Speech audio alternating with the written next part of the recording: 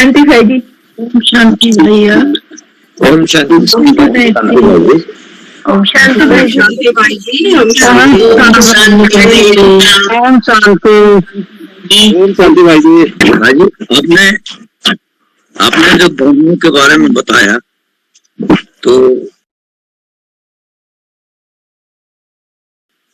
वास्तविकता में जो हम ब्राह्मण बच्चे अभी इस वक्त में अपने कंधे पर जिम्मेवारी जो ली है अपना पालना और विनाश का, दिव्य गुणों का अपने अंदर में सृजन करना, जैसे पवित्रता, सहनशीलता, हर्षित मुक्ता, अंतर्मुक्ता, ऐश्वर्यता, निर्भयता, नम्रता, मधुरता, इन सब चीजों को अपने अंदर में सृजन करना है। और शंकर के द्वारा विनाश, अब गुणों को अपने अंदर में जितने भी विकार हैं, 5 विकार ये हैं, उनको हमको विनाश करना, और इन सभी जो डिवाइन वर्चूज है इनको पालना देना, मतलब पालन करना अपने जीवन में, कहीं भी जाए उसको पालन करें। तो ये जिम्मेवारी जो आज ब्राह्मण बच्चे अपने कंधे पर उठा रखे हैं, इनकी आने वाली पीढ़ी जो है ना, ब्राह्मण परिवार, वो 3 सूत्र का कंधे पर बांध लेते हैं सूता। हाँ जी जी भाई जी। हाँ जी भाई जी, एक प्रश्न हो, आज VCD 3747 में एक आया मंगल जो सब मांगोलिक के साथ मांगोलिक से शादी नहीं करना चाहिए, तो मंगल तो अग्नि का प्रतीक है। तो इस सिलसिले में एक प्रश्न उठता दुर्वासा ऋषि के बारे में, दुर्वासा मुनि, तो उसका क्रोध ज्यादा होती है, लेकिन उसको वचन की पवित्रता, तपस्या, भाव, लेकिन श्राप देने की उसका प्रवणता है। तो ये मंगल के साथ दुर्वासा ऋषि का कोई मेल है? उसी कैटेगरी की आत्मा रहेगी ना। अनसुया जो है, अत्रि और अनसुया का पुत्र दुर्वासा बताया, तो जो 5वें नंबर का पूर्वज है उसकी जो कैटेगरी है उसी कैटेगरी में आना चाहिए। 5वें नंबर का पूर्वज अग्निदेव का पाठधारी है, और जो ग्रह बनता है उस ग्रह में जो बाप है आत्मा, मंगल, वही 5वें नंबर का पूर्वज पाठ बजाता है। तो उसकी जैसी कैटेगरी की आत्माएं अष्टरत्नों में भी आएगी, आधार मूर्तों में भी आएगी, हर ग्रुप में आएगी। जैसे योगिनी मां का ग्रुप है 12 का, उसमें भी जो 5वां मन का होगा उसके अंदर छिलका रहेगा या नहीं रहेगा? रहेगा, क्रिश्चियनिटी का छिलका रहेगा।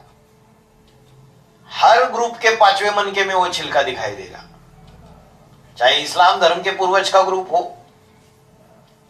तो दुर्वासा को अत्रि और अनुसया का पुत्र बताया, तो ज्ञान के आधार से जिसका पार्ट होगा वो टैली करके दिखाएगा आने वाले समय में।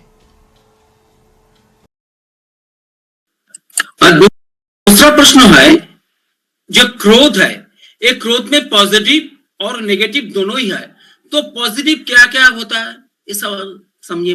पॉजिटिव ये कि क्रोध करने से अगर कल्याण समाया हुआ है उसमें, बाबा ने जैसे बोला हाँ, रुद्रगण जो है वो रौद्र रूप धारण करने वाले। तो किसी ने पूछा बाबा को रौद्र रूप क्यों धारण करते? बाबा ने बोला रौद्र रूप धारण करते हैं अपने परिवार के कल्याण के लिए, चाहे वो ब्राह्मण परिवार हो चाहे लौकिक परिवार हो। कभी कभी लातों के भूत बातों से नहीं सुधरते, स्ट्रिक्ट रूप अपनाना पड़ता है ना। ब्रह्मा के प्यार से क्या ब्राह्मण सुधर गए? बिगड़ गए, और ही बिच्छू टिंडन जैसे बच्चे पैदा हो गए। अब बिच्छू टिंडन की क्या खासियत बताई? जहां मुलायम देखते हैं वहां डंक मारते हैं। तो बाहर की दुनिया में भी ऐसे बिच्छू टिंडन है, ब्राह्मणों की दुनिया में भी ऐसे बिच्छू टिंडन है, उनसे प्यार से करो बात, वो और ही आपको काटने को दौड़ेंगे। तो ऐसों को थोड़ी तीखी मार भी देनी पड़ती है, अपना स्ट्रिक्ट रूप दिखाना पड़ता है, नहीं तो हावी हो जाएंगे आपके ऊपर। हाँ, शटे शाट्यम समाचरे, कहा क्रोध करना चाहिए, कहा क्रोध नहीं करना चाहिए, कहा सहन करना चाहिए और कहा सामना करने चाहिए, ये समझने की बात है। परिवार में सहन करना होता है और विधर्मियों के प्रति शक्ति स्वरूप सामना करना होता है। तो क्रोध अगर शत्रुओं का, विधर्मियों का, अधर्मियों का विनाश करने के लिए तो कल्याणकारी है। छत्रपति शिवाजी महाराज का क्रोध कल्याणकारी नहीं था, महाराणा प्रताप का क्रोध कल्याणकारी नहीं था, परशुराम का क्रोध क्या कल्याणकारी नहीं था। अत्याचारी राजाओं के 21 पीढ़ियों का विनाश कर दिया। वास्तव में 21 पीढ़ियों की बात नहीं है, 21 ऐसे अत्याचारी राजाएं थे, आतताई थे, जो सच्चे सीधे साधे ब्राह्मणों के ऊपर अत्याचार करते थे, उनका विनाश करने की बात है। संगम युग की यादगार है, शास्त्रों में जो भी बातें आई।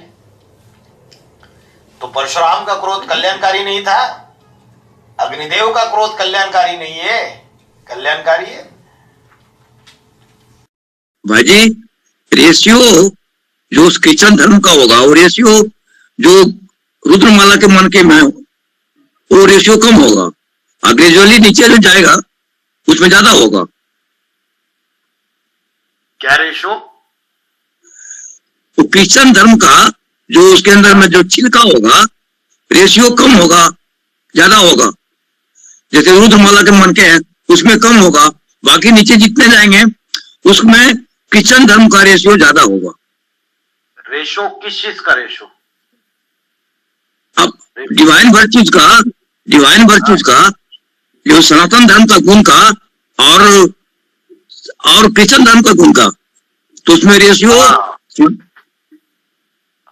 हाँ जी, जितना छिलका मोटा उतना उस धर्म का प्रभाव ज्यादा, उस धर्म में कन्वर्ट होने वाली आत्माएं।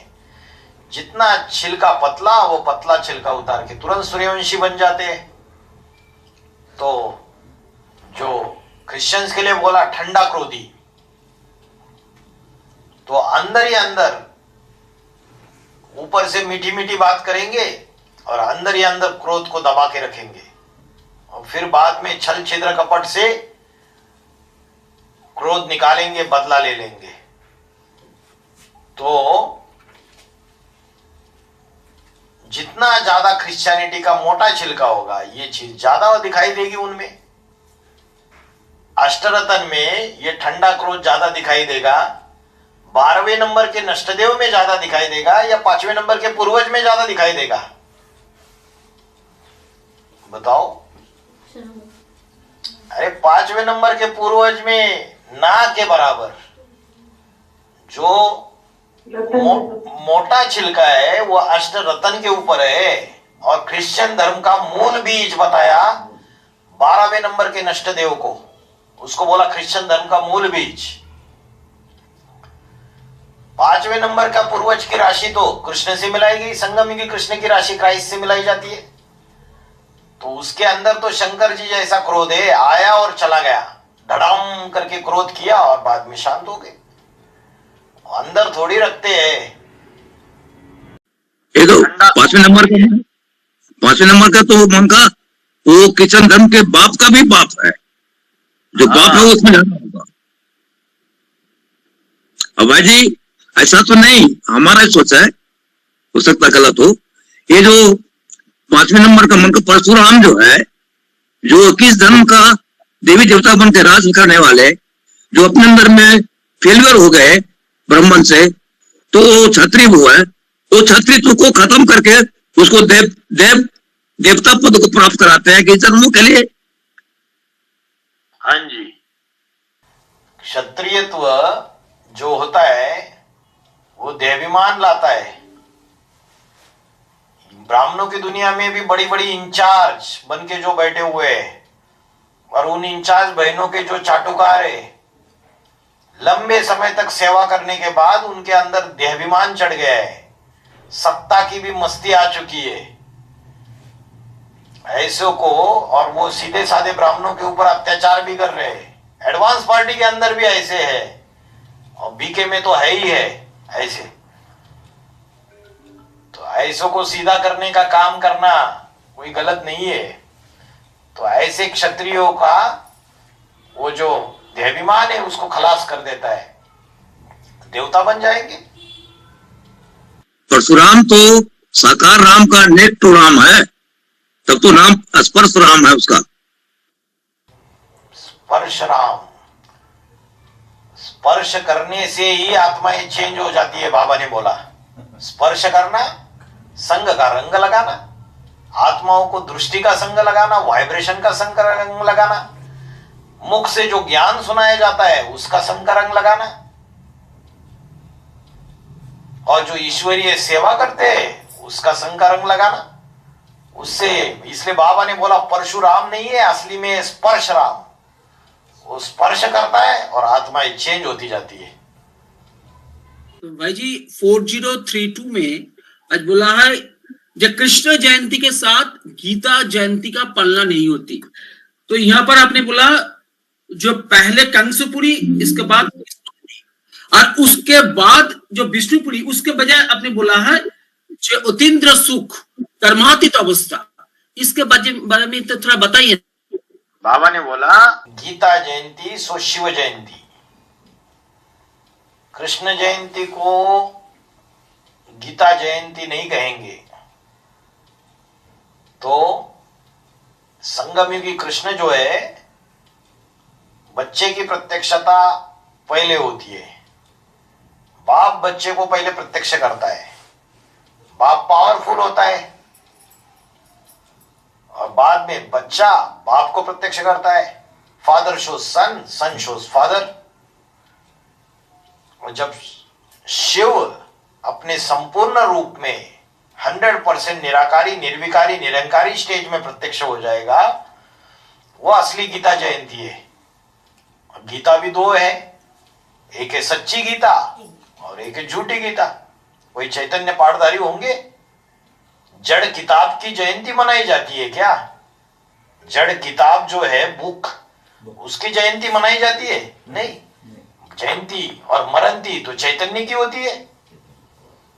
तो कोई सच्ची गीता भी है ब्राह्मणों की दुनिया में, कोई झूठी गीता भी है।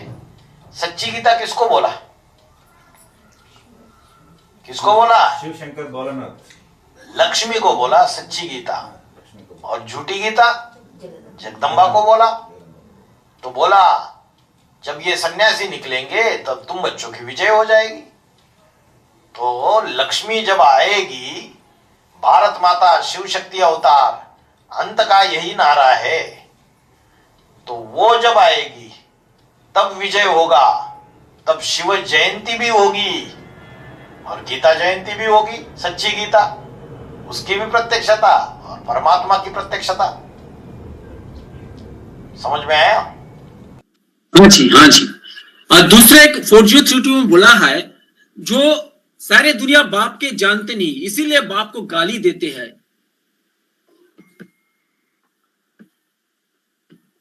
हाँ, सारी दुनिया बाप को जानती नहीं, इसलिए बाप को गाली देती है।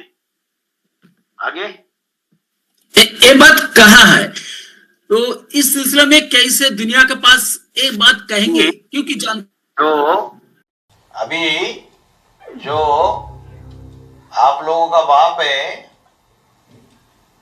5वें नंबर का पूर्वज, उसको गाली नहीं दे रही है दुनिया। ब्राह्मणों की दुनिया भी दे रही है। और जो 5वें नंबर के पूर्वज का भी जो बाप था नहीं है अभी भी, उसको भी गाली देती है। पहले भी दी थी, अभी भी देती है। तो जानते नहीं है, अज्ञानवश गाली देते। जब क्राइस्ट को सूली पे ठोक दिया तो क्राइस्ट बोलता है ये जानते नहीं है कि क्या कर रहे हैं। भगवान इनको माफ कर दो, फॉरगिवनेस। तो जो अज्ञानी है वो ना समझने के कारण गाली देते हैं। सबसे ज्यादा ग्लानि मेरी होती है, फिर ब्रह्मा की, फिर नंबरवार बच्चों की। सबसे ज्यादा ग्लानि शिव बाबा की, फिर ब्रह्मा की, फिर नंबरवार बच्चों की, और नंबरवार बच्चों में आगे अष्टदेव। ओम शांति भाई जी। ओम शांति। ये नरसिंह अवतार जो दिखाते हैं कथाओं में, जैसे उन्होंने चीर पाड़ करके, मतलब एक समय उसका तय करके उसको शाप ऐसे मिलता है, हिरण्यकश्यप का पेट चीर देते। तो ये विष्णु अवतार में विष्णु ने नरसिंह अवतार लिया है। तो रुद्र तो हम शिव शंकर को कहते हैं ना, फिर ये नरसिंह अवतार का ये क्रोध, मतलब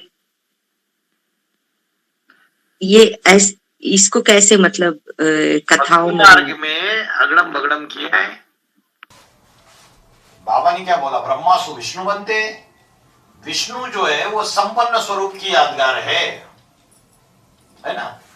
लेकिन भक्ति मार्ग में क्या दिखाया, विष्णु के अवतार दिखाए। वास्तव में विष्णु के अवतार नहीं होते हैं, शिव के अवतार होते हैं। शिव की अष्टमूर्ति है, शिव के 8 अवतार है, विष्णु के अवतार नहीं होते। तो संगम युग में शिव अष्टदेव में कहो या 11 में प्रवेश करके ज्योतिर्लिंगों का भी पाठ बजाता है, और जो 10 में प्रवेश करता है वो दशावतार के रूप में उनका गायन पूजन होता है दुनिया में। तो दशावतार में एक नरसिंह का अवतार है। तो रुद्र शिव है, तो जिनमें प्रवेश करेगा, और शिव रुद्र है या राम की आत्मा रुद्र है, नंबर 1। राम की आत्मा जो शिव समान बन जाती है वही नंबर 1 रुद्र है। वो प्रवेश करके नरसिंह का भी पाठ बजाता है, प्रवेश करके परशुराम का भी पाठ बजाता है, और प्रवेश करके कच्चा अवतार का भी पाठ बजाता है। वही प्रवेश करके कल्कि अवतार का भी पाठ बजाता है। 10वें मनके में नास्तिक में प्रवेश करेगा और कल्कि अवतार का पाठ बजाएगा, कलंकों को धारण करने वाला। 2029-30 में दिखाई देगा। शरीर छोड़ दिया, अरे बाबा कैसा प्रत्यक्ष होंगे? हिरण्यगर्भ माना क्या है? हाँ, बाबा ने शरीर छोड़ दिया तो बाबा कैसे प्रत्यक्ष होंगे हिरण्यगर्भ के रूप में? ये बात है।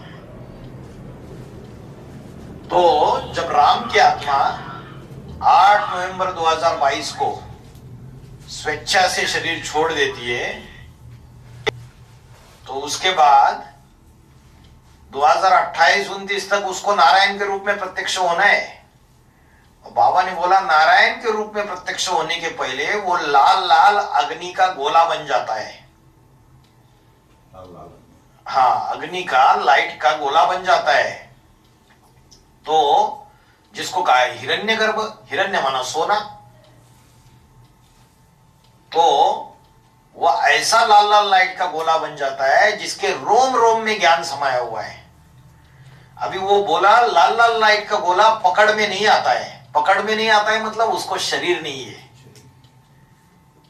क्योंकि जब वो शिव समान बन जाता है राम की आत्मा, और जब देह को त्याग देता है तो शिव के 32 गुण उसके अंदर आ जाते हैं, जो हम बेसिक कोर्स में समझाते हैं।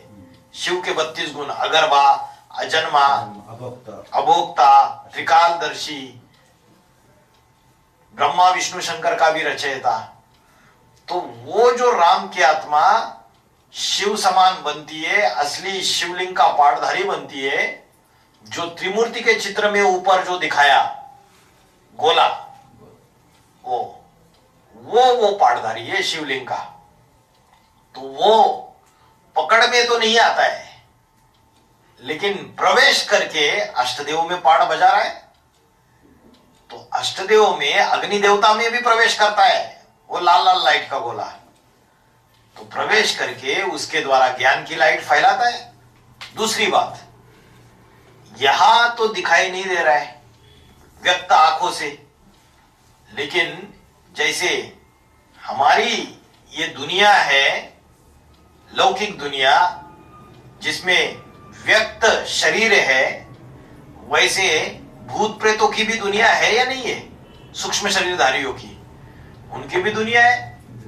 और उसमें नीचे लेवल की, जिन्होंने बहुत गंदे गंदे काम किए, पाप कर्म किए, चोरी चकारी मर्डर, गंदे काम, ऐसे लोगों की जब मौत हो जाती है, अकाले मौत, तो वो भी भूत प्रेतों की दुनिया में घूम रहे। तो कोई नीचे लेवल की आत्मा है, कोई मीडियम लेवल की आत्मा है, और कोई ऊंचे लेवल की आत्मा है। तो उन सब में, उनमें भी दूध दूध में मिलता है, पानी पानी में मिलता है। आज जैसे ब्राह्मणों की दुनिया में जो जिसकी वाइब्रेशन और जिसकी फ्रीक्वेंसी जिस लेवल की होगी, उसको वैसे ही आत्माएं मिलते हैं। वैसे ही इन सूक्ष्म शरीरधारियों की दुनिया में भी वो जो हाईएस्ट लाल लाइट का गोला बन चुका है, तो कुछ कुछ जो सूक्ष्म शरीरधारियों की दुनिया रहेगी, वो अनुभव करती होगी कि हाँ, ये एक हाईएस्ट पावर है करके, है ना। उसी पावर को यज्ञ के आदि में लाल लाइट के गोले के रूप में याद करते थे। भक्ति मार्ग में या ब्राह्मणों की दुनिया में भी जो भक्ति हुई, कहीं ना कहीं कोई अर्थ था, तो वो लाल लाइट का गोला बन जाता है। लेकिन वो समझ में कैसे आएगा? जब तक प्रवेश करके पाठ ना बजाए अष्टदेव में, तब तक उसको पकड़ में नहीं आता है। और उसके बाद वो बाबा ने बोला, नारायण के रूप में किसी शरीर के द्वारा, किसी पर्सनैलिटी के द्वारा 2028-29 में प्रत्यक्ष हो जाएगा। तब तक वो लाल लाइट का गोला बन के पाठ बजाएगा। तो लाल लाइट का गोला मतलब उसकी आत्मा संपन्न बन गई, शिव समान।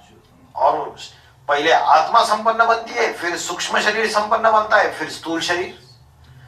तो आत्मा संपन्न बनने के बाद 2 नंबर में सूक्ष्म शरीर, जो उसका लाल लाल लाइट का गोला बनता है, हिरण्यगर्भ जैसा, ठीक है। सोने जैसी चमक होगी उसमें, जिसको हम बोलते हैं ऑरा। ऑरा बड़ा पावरफुल ऑरा है ना। हाँ जी, बोलिए। कर्क बीज के टॉप में वो सूक्ष्म शरीर को दिखाया हुआ है शंकर का, टॉप ऑफ द कर्क ब्रिज। हाँ जी, लेकिन प्रैक्टिकली वो देह सहित प्रत्यक्ष होगा। कल्पवृक्ष के टॉप में जो दिखाया है वो शिव शंकर है। माना शंकर का पार्ट तो खत्म हो गया 2018-19 में, मिक्स पार्ट, और वो शंकर की आत्मा शिव समान बन गई। वो है वो कल्पवृक्ष के टॉप में। उसके द्वारा मुक्ति और जीवन मुक्ति 2029 के बाद। इसलिए बोला सुखधाम और शांतिधाम दोनों के गेट एक साथ खुलेंगे। शांतिधाम माउंट आबू में बनेगा और सुखधाम दिल्ली में बनेगा। यहां 8 की छोटी राजधानी स्थापन हो जाएगी दिल्ली में, और जो भी 108 की माला के मन के 1000 में आने वाले, 16,000 में आने वाले, वो सारे नंबरवार माउंट आबू में जमा हो जाएंगे। तपस्या भूमि बनेगी माउंट आबू। संगम युग 100 साल है ना, 1936 से 2036 है। एक्सटेंड कैसा हुआ 76 तक? शिव जो है उसका काम 100 साल 1936 से लेके 2036 तक। और जो राम की आत्मा है जो शिव समान बन जाती है, उसका संगम युग कब से कब तक? 1976 से लेके 2076 तक। राम की आत्मा जो मनुष्य सृष्टि का बाप है, वो पहले तो बीज रूपी ब्राह्मणों की दुनिया रचता है, और 2018 में बोला तीसरी दुनिया का विनाश। 8 रह जाते, 8 प्रत्यक्ष हो जाते, और बाकी ब्राह्मणों की दुनिया का विनाश। तो अष्टदेव तो तैयार हो गए, लेकिन 108 की माला, 16,108 का राज परिवार, और पूरे 4.5 लाख तैयार होने तक उस मनुष्य सृष्टि का बाप का काम कंप्लीट नहीं होगा जब तक 4.5 लाख तैयार नहीं होंगे। और 4.5 पहले 8 सीट पे सेट हो गए, 2028-29 तक 108 सीट पे सेट हो जाएंगे, और उसके बाद तुरंत तुरंत 16,108 भी सीट पे हो जाएंगे सेट। लेकिन जब विनाश होगा, बर्फ में आत्माएं दबेगी, नंबर वार उनका देहाभिमान का छिलका उतरता जाएगा, सबका एक साथ नहीं निकलेगा।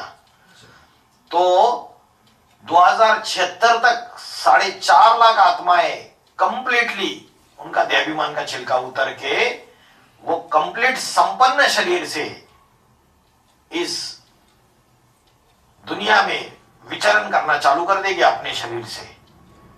तो जो 9 लाख की आबादी तैयार होनी है, 4.5 लाख के 4.5 लाख राधा कृष्ण जैसे बच्चे, क्योंकि विनाश होगा तो एकदम से तो 4.5 लाख एकदम से उनके द्वारा 4.5 लाख बच्चे पैदा होके राधा कृष्ण जैसे 9 लाख की आबादी नहीं बनेगी, धीरे धीरे होगा।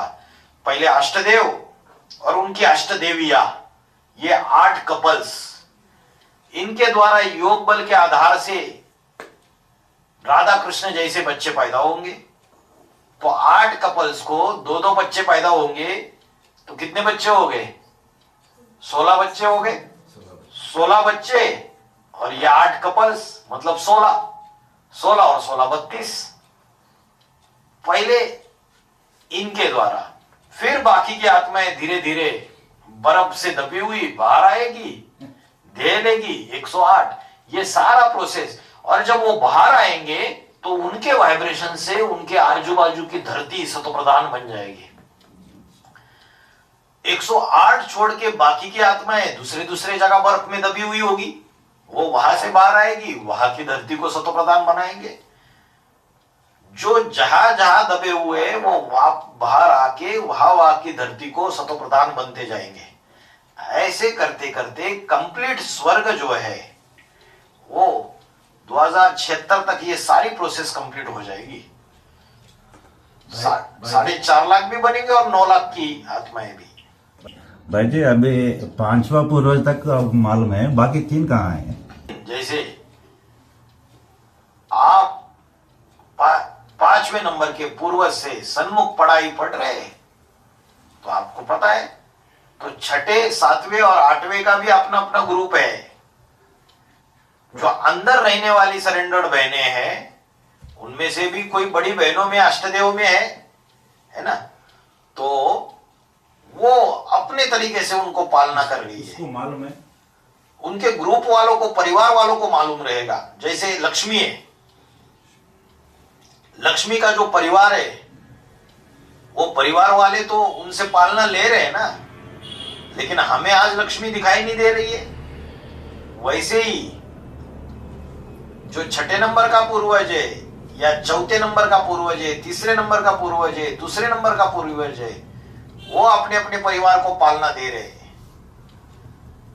हाँ, बाबा ने बोला है अष्टदेव इकट्ठा नहीं सुधरते, अलग अलग टाइम पर सुधरते, इसलिए 8 राजाइया अलग अलग स्पष्ट दिखाई देती है। तो 5वें नंबर के पूर्वज की दिखाई दे रही है, स्पष्ट मतलब क्लियर दिखाई देगी, क्लियर कट पता चलेगा। तो अभी सबकी तो दिखाई नहीं दे रही है क्लियर कट, 5वें नंबर के पूर्वज की तो दिखाई इसलिए दे रही है क्योंकि वो खुला खेल फर्रुखाबादी है, जो भी काम करता है उसको इंटरनेट पे, सोशल मीडिया में डाल देता है ना। तो बाप समान कोई बच्चा है जो बाप को एज इट इज फॉलो करता है, इसलिए कृष्ण की राशि क्राइस्ट से मिलाई जाती है। बाकी अष्टदेवों का अलग अलग प्रकार का पुरुषार्थ है। में 5वां पूर्वज हिम्मत रखकर जोर से सेवा करते, बाकी अष्टदेवों को हिम्मत नहीं है। विराट पुरुष की 10 इंद्रियां है। कोई मुख से ज्ञान सुनाने वाला स्पोक्स पर्सन है विराट पुरुष का, जैसे हर पॉलिटिकल पार्टी का स्पोक्स पर्सन होता है एक, वैसे कोई स्पोक्स पर्सन है मुख का, वाचा का, वाकेंद्रिय है। कोई आंख है, कोई कान है, ज्ञान बहुत सुनते हैं। अष्टदेव में कोई ऐसा पाठधारी होगा, ज्ञान बहुत सुनता है, ज्ञान बहुत बुद्धि में धारण भी करता है, लेकिन दूसरों को सुनाने की इतनी ये नहीं है। कोई नाक से सुंगा सांगी बहुत करता है, या उसकी नाक बड़ी ऊंची है, माना बड़ा मान मर्तबा है ब्राह्मणों की दुनिया में, तो बाबा ने बोला इन सितारों में सबसे ज्यादा खात्री कुमार का की है, और जिसकी सबसे ज्यादा खात्री वो सबसे बड़ा भ्रष्टाचारी समझो। तो जिसको ज्यादा खात्री मिलती है ब्राह्मणों की दुनिया में, ज्यादा मान मर्तबा है, सरेंडर्ड कन्याएं बहुत खात्री करती है जो अंदर बैठी हुई, तो वो नाक का पार्ट बजाते। तो हर एक का पार्ट अलग अलग है। तो मुख आपको दिखाई दे रहा है क्योंकि मुख बोलता है, इसलिए बोलते हैं कि जब यज्ञ करते हैं तो जब स्वाहा स्वाहा करते उसमें आहुति डालते तो अग्नि के मुख को अगर मिल गई तो सारे देवताओं को मिल जाती है बोलते। तो संगम युग की यादगार है। तो हर एक का पार्ट अलग अलग है। हाँ, लेकिन अष्टदेव में भी आपने बोला वो छुप के रह रहे, सेवा नहीं कर रहे तो डरपोक है क्या? तो हाँ, अष्टदेव में कोई कोई पाठधारी ऐसे भी है जो बाप भी गुप्त तो बच्चे भी गुप्त करके डरपोक पने का पुरुषार्थ कर रहे। जबकि बाबा ने बोला अष्टदेवों को बाप के साथ जो अपना संबंध है उसको गुप्त रखने की दरकार नहीं है। जो मैदान में आता है वो तो धड़ल्ले से बात करता है, उसको गुप्त रखने की क्या दरकार है? मैदान में आके जो बोलता है, बाप को प्रत्यक्ष करता है, तो जो अष्टदेव जो सबसे बड़े बच्चे वही डरने लगेंगे तो परिवार का क्या हाल होगा?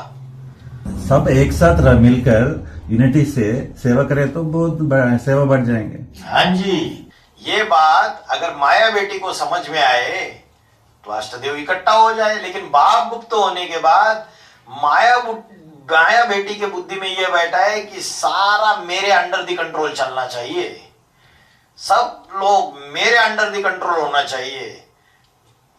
बाप सर्वशक्तिमान है तो माया समझती है मैं भी सर्वशक्तिमान हूं। तो बाबा ने अष्टदेव को प्रॉपर्टी बराबर बराबर बांट दी। लेकिन आर्ट में कोई एक बच्चा ऐसा है तो बड़ा पावरफुल है, इब्राहिम, इस्लाम धर्म का पूर्वज।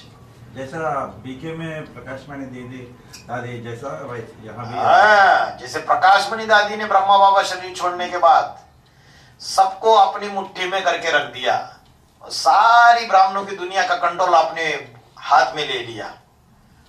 और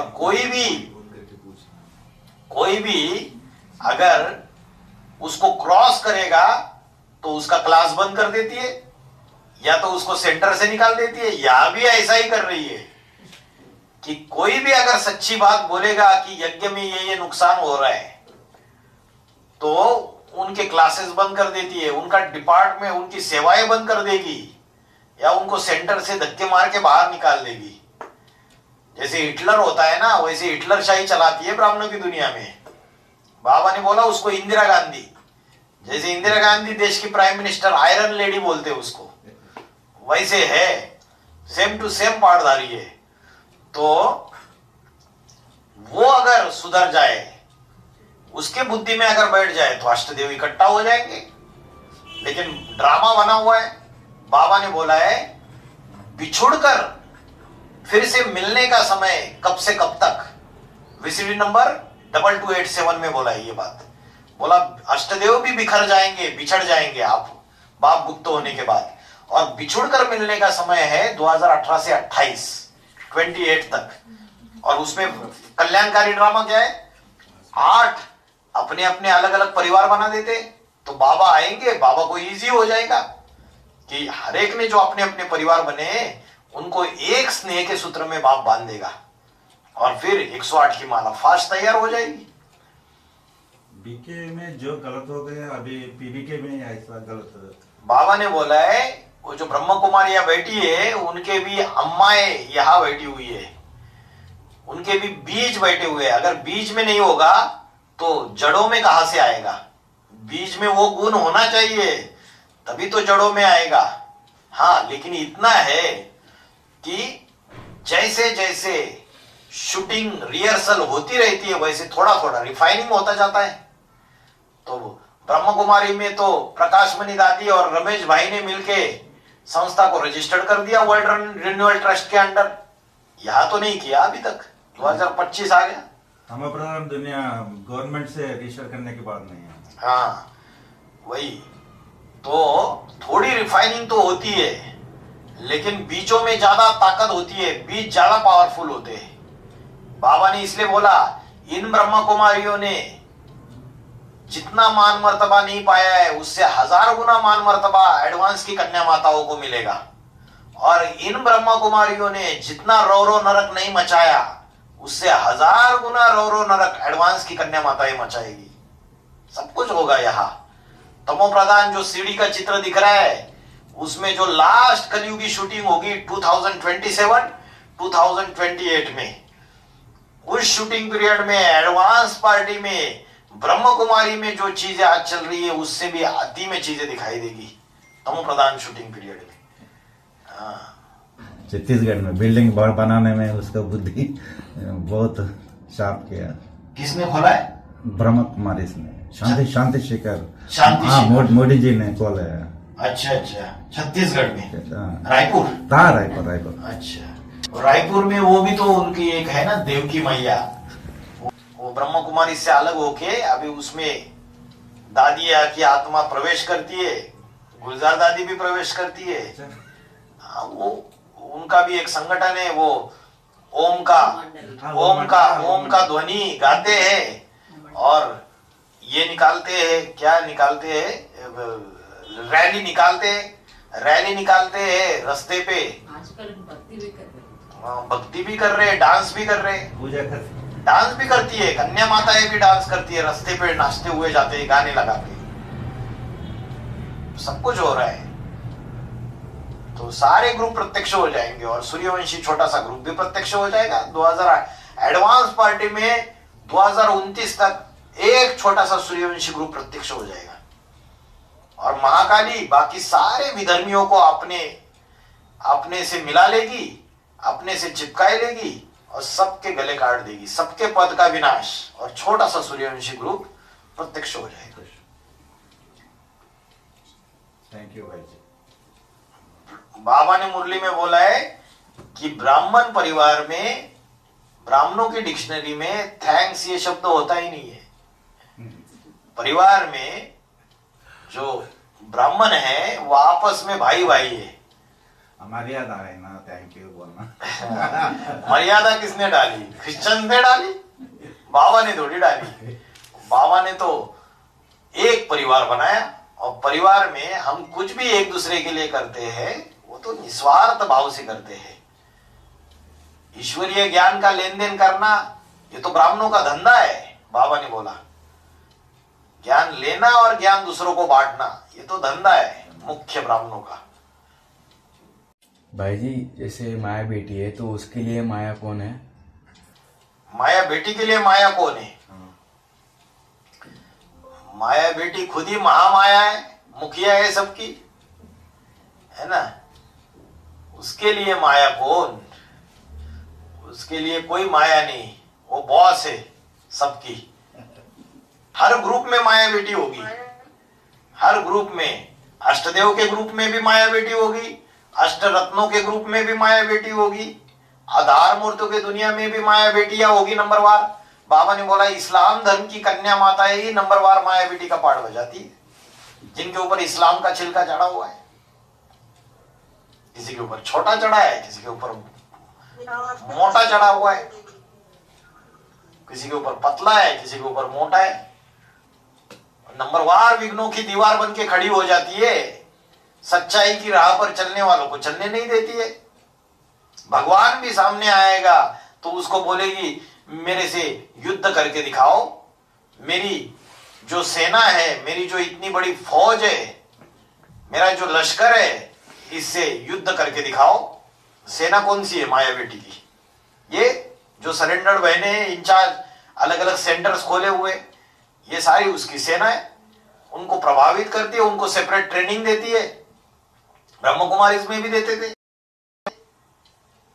यहां भी देते हैं। ब्रह्म कुमारी में ट्रेनिंग दिया जाता था सारी सरेंडर्ड बहनों को कि शंकर विंकर कुछ नहीं है, ये तो शैतान है, एक नंबर का राक्षस है। हाँ, इसका ज्ञान सुनना भी नहीं है और इसके यहाँ अपने जिज्ञासुओं को जाना भी नहीं देना है। ट्रेनिंग दी जाती थी पूरी। ऐसे ही यहाँ जो माया बेटी है वो पूरी ट्रेनिंग देती है। अरे वो अष्टदेव विष्टदेव कुंज नहीं है, वो तो अष्टासुर है, वो तो राक्षस है। उसकी बात न सुननी है, ना उसके प्रभाव में आना है, ना उसको देखना है। यह भी ट्रेनिंग दी जाती है। तो नंबरवार माया बेटी है ब्राह्मणों की दुनिया में। कोई अव्वल नंबर की माया, कोई द्वितीयम नंबर की, कोई तृतीयम नंबर की, कोई फोर्थ, कोई फिफ्थ। भाई जी एक ऑडियो क्लास में कहा है कि 108 ही बाप के सच्चे बच्चे हैं, तो वो मुख्य रुद्रमाला की बात है या सूर्यवंशी 108? सूर्यवंशी 108 की बात है। वो अलग अलग धर्मों के जो 12-12 है उनकी बात नहीं है। जो सच्चे बच्चे हैं वो मुख्य सूर्यवंश में जो अष्टदेव के जो 12-12 का ग्रुप बन के जो 108 की माला तैयार हो जाएगी, उसकी बात है। भाई जी, ये एक वार्तालाप में बाबा ने बोला था कि बाप दादा भी बच्चों से पर्सनल मुलाकात करते हैं। तो पर्सनल मुलाकात मतलब सबका पोता मिल जो है वो सभा में खोल देंगे।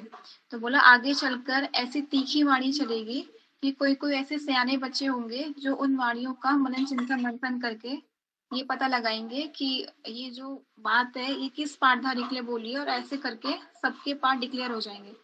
तो ये जो वार्तालाप थी बहुत पुरानी वार्तालाप है, मतलब ये फ्यूचर के लिए बाबा ने बताया। तो वाणी चलेगी मतलब अभी बाबा के थ्रू तो सम्मुख वाणी नहीं चल रही ना, वो तो बच्चों के अंदर प्रवेश करके फिर वाणी चलाना। वो भी अभी प्रैक्टिकल में तो सिर्फ एक ही पाठधारी दिख रहा है, तो बाकी पाठधारियों के ऊपर भी कैसे ये बात लागू होगी? 2018 तक बाबा ने ऐसी कई बातें बोली है पर्सनल मुलाकात करके, लेकिन उन इशारों को सब लोग नहीं समझ पाए। जो अच्छे अच्छे पाठधारी है, जो ब्राह्मण परिवार में जिनके बारे में इशारा दिए उनको जानते हैं, वो समझ पाए। तो बाबा ने ऐसे कईयों के पाठ खोले हैं ज्ञान में, मुरलियों में, और अभी जिनमें प्रवेश कर रहे हैं अष्टदेव में, उनके द्वारा भी खोलेंगे और खोल भी रहे। आगे चल के और स्पष्ट दिखाई देगी चीजें। लेकिन भाई जी वाणी तो सिर्फ एक ही पाठधारी के द्वारा भी दिख रही है ना, लेकिन बाकी जो अष्टदेव है उनके जो परिवार वाले होंगे वो कैसे फिर अपने पाठ को समझ पाएंगे? वाणी क्या? बाबा ने बोला ना कि आगे चलकर ऐसी तीखी वाणी चलेगी कि सबको अपने पाठ का पता लगेगा, जो उन वाणियों का मनन चिंतन। प्रवेश करके वाणी नहीं चला रहे क्या? निश्चय नहीं है आपको? निश्चय नहीं भाई जी, वो तो बाकी पाठधारियों की बात कर रही हूँ ना। वो पूर्वज के जो अपने परिवार वाले होंगे वो तो उनके बारे में उनको पता होगा ना। बाकी जो अष्टदेव है उनकी जो भुजाएं तैयार हो रही है उनको कैसे पता लगेगा, ये मेरा क्वेश्चन है। उनकी चिंता है आपको, उनको भी पता चलेगा। बाबा को अपना कार्य करना है, वो बराबर करेगा समय प्रमाण अनुसार। बाकी अष्टदेव के जो परिवार वाले हैं उनको भी इशारे मिलते जाएंगे। अभी समय बाकी है, देखो अभी आगे चल के क्या होता है।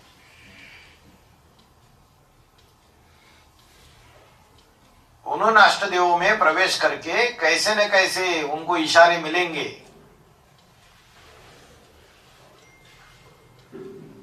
बाबा ने तो यहां तक बोला कि कुमार का पीछे रह जाएगी, उसकी सत्ता रमेश के हाथ में आ जाएगी। तो रुको जरा, अभी खेल बाकी है। ऐसी खारी वाणी होगी कि कोई उसको सुन भी नहीं पाएगा। बोला तो खारा पाठधारी कोई दिखाई दे रहा है या नहीं दिखाई दे रहा है?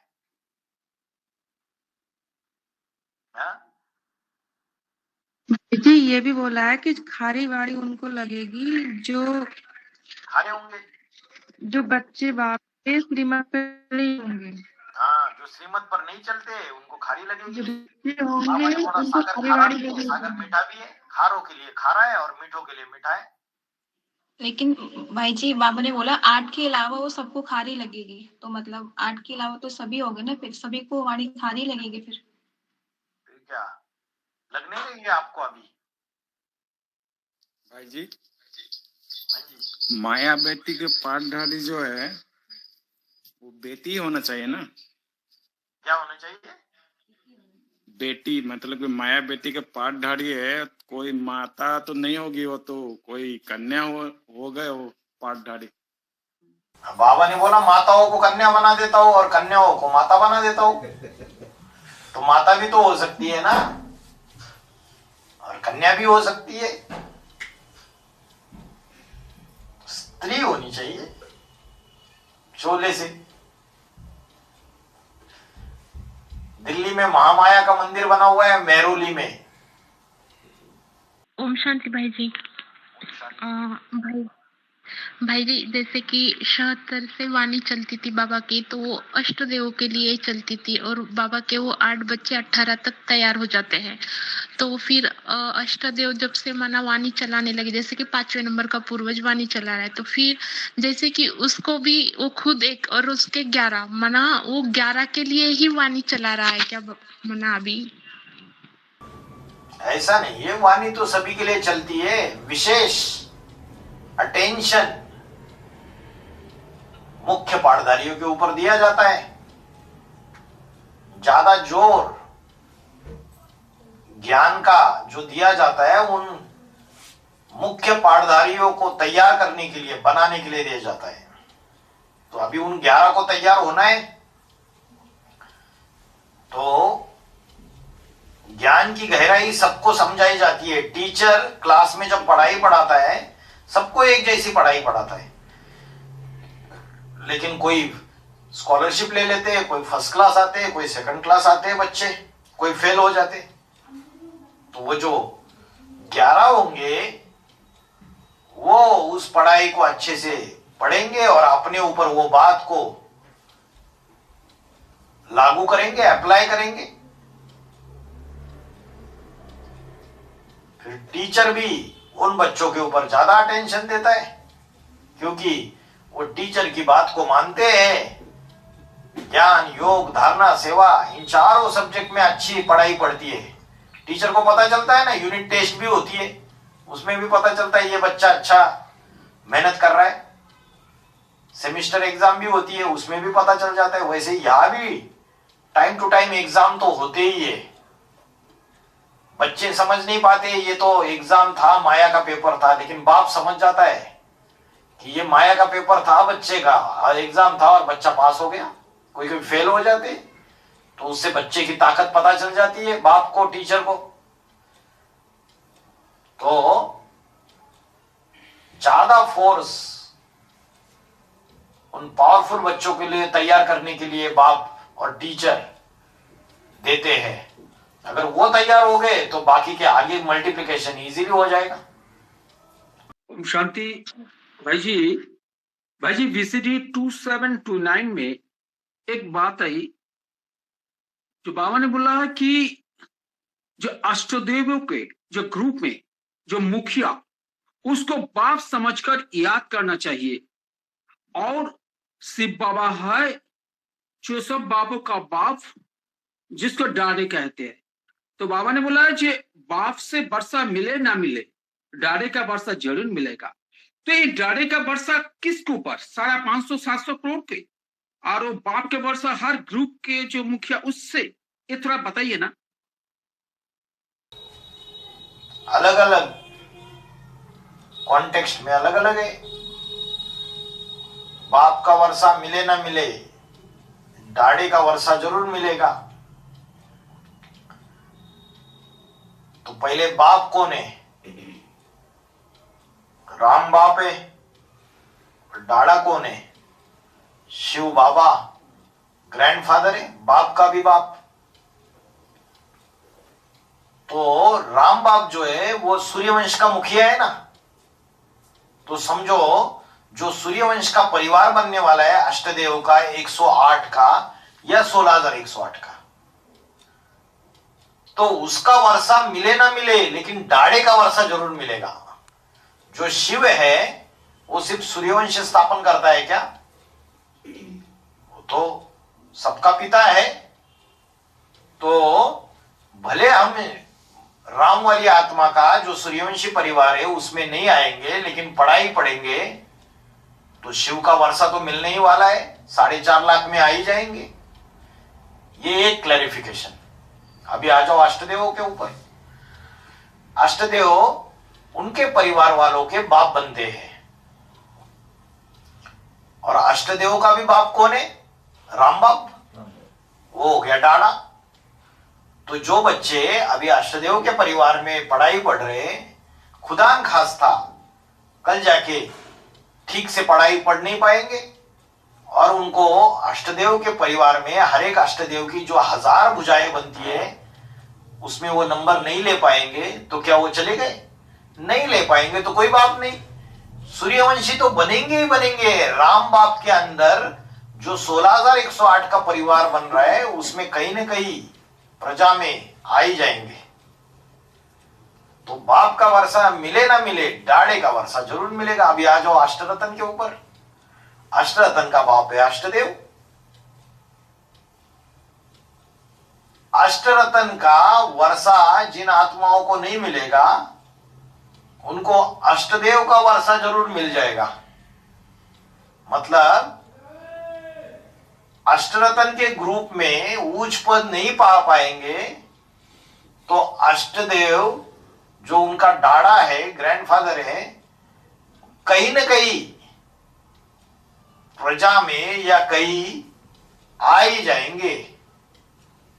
तो अलग अलग कॉन्टेक्स्ट में इसकी अलग अलग क्लैरिफिकेशन निकलेगी। अभी बाहर की दुनिया की तो बात नहीं, पहले ब्राह्मणों की दुनिया के ऊपर ये महावाक्य अप्लाई करो। बाप का वर्षा नहीं मिलेगा तो दाढ़े का जरूर मिलेगा। ठीक है। ये VCD 1436 में कल का मुरली सुबह का, उसमें बाबा ने बोला अगर मुरली मिस हुआ तो समझो बाप का 3 दिल तक नहीं चढ़ेगी बोल के दिया। ये 3 दिल तक बोले तो क्या कौन सा वाला है ये 3 दिल तक? 3 दिल तक?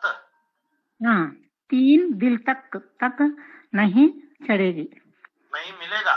जिम्मेवारी का एक तख्त नहीं मिलेगा। दिल तख्त बोला जी, जिम्मेवारी का एक, और बाकी 2 अव्यक्तवाणी में आई ये बात या 1436 नहीं, अव्यक्तवाणी थी या मुरली थी? ये VCD लिख लिया मैं कल। अव्यक्तवाणी थी। 3 डेज है या तख्त के बारे में? 3 डेज क्या? 3 डेज होगा। ना ना ना, महावाक्य जो है वो एज इट इज, शब्द को इधर उधर किए बगैर एज इट इज बताइए। भाई जी से बोला था रोज मुरली नहीं सुनेंगे तो 3 तख्त के अधिकारी नहीं बन सकेंगे। हाँ, 3 तख्त के अधिकारी नहीं बन सकेंगे। तो एक है दिल तख्त, बाप के दिल पर नहीं चढ़ेंगे। दूसरा कौन सा तख्त है? एक है पवित्रता का, एक है जिम्मेवारी का। तो पवित्रता का तो ताज है, जिम्मेवारी का भी ताज है। जो बड़ी जिम्मेवारी धारण करता है उसको तख्त भी, तख्त माना आसन, वो भी बड़ा मिलेगा, बड़ा पद मिलेगा, वो भी बोल सकते हैं। वो जिम्मेवारी का जो तख्त है, जो बड़ी पद मिलने वाला है राजाई का, वो नहीं मिलेगा।